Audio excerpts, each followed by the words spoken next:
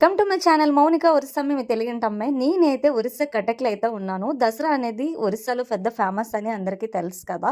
ఈ రోజైతే కటక్ టు మన భువనేశ్వరం అయితే కొన్ని అమ్మవార్లైతే దుర్గామాత పూజ నవరాత్రులు ఎలా చేస్తున్నారనేది మనం చూడడానికి ఫ్యామిలీ మెంబర్స్‌తో అయితే వెళ్తున్నాము. వీళ్ళందరూ కూడా మా ఈదులో రిలేటివ్స్.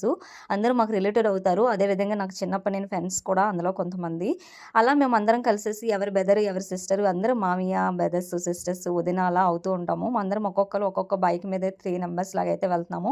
నేను మా బ్రదర్ అయితే ఒక బైకు. ఇక్కడ ఉన్న వాళ్ళైతే వాళ్ళ సిస్టర్స్, వాళ్ళ బ్రదర్స్, వాళ్ళ మీద మరదల్స్ అందరూ ఒక బైక్ అనమాట. ఫైనల్‌గా అయితే మేము ఒక చోటుకైతే వెళ్తున్నాము. ఎక్కడికెళ్తున్నామో వీడియో అయితే మిస్ అవ్వకుండా మొత్తం చూసేయండి.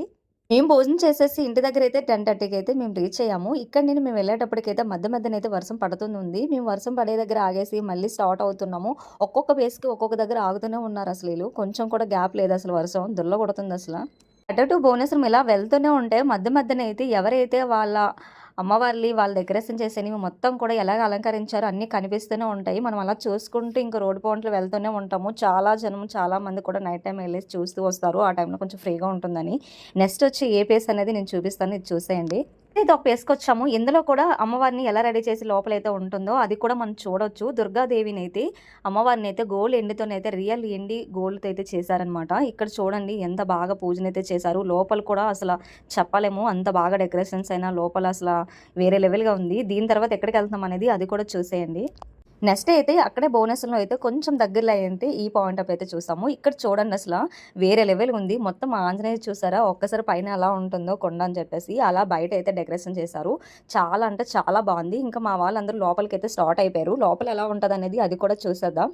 లోపలైతే నాకు తెలిసినైతే అమ్మవారినే పెడతారు. ఎందుకంటే దుర్గామాతని లోపల కూడా సేమ్ డెకరేషన్ అయితే ఉండదు. వేరే విధంగా అయితే అలంకరిస్తారు. ఇక్కడ కూడా సేమ్ అలా ఉంటుందని మనం అనుకోలేము. ఒక్కొక్క దగ్గర ఒక్కొక్కలాగా చేస్తారు కాబట్టి ఎవరికి నచ్చినట్టు వాళ్ళైతే వాళ్ళ దుర్గాదేవిని అయితే వాళ్ళ ఉన్న లొకేషన్లో అయితే వాళ్ళు ఉండే ప్లేస్లో అయితే ఒక్కొక్క విధంగా చేస్తారు.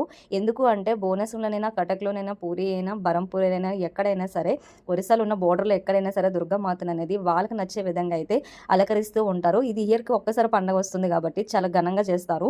చాలామంది ఒరిస్సాకు వచ్చేసి చాలామంది ఎక్కడెక్కడ వాళ్ళందరూ వచ్చేసి ఒరిస్సాలో అయితే దసరాని చూస్తూ ఉంటారు. ఇది బాగా అంటే బాగా ఫేమస్.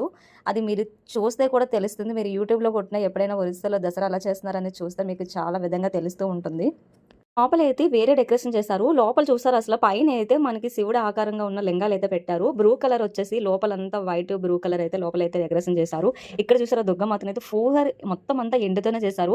అమ్మవారు చూసారా చాలా కలకల్లా ఆడేస్తున్నారు అసలు. చూడగానే నాకైతే వేరే లెవెల్‌గా అనిపించింది. అయ్య బాబోయ్! ఎంత ఘనంగా ఉందా అమ్మవారు దగ్గర నుంచి చూస్తాను అనిపించింది. ఇలా చూడడానికి వచ్చే వాళ్ళందరికీ ఏమనిపించిందో తెలియదు కానీ నాకైతే లైవ్‌లో అయితే నిజంగా అమ్మవారిని చూసినట్టు అనిపించింది.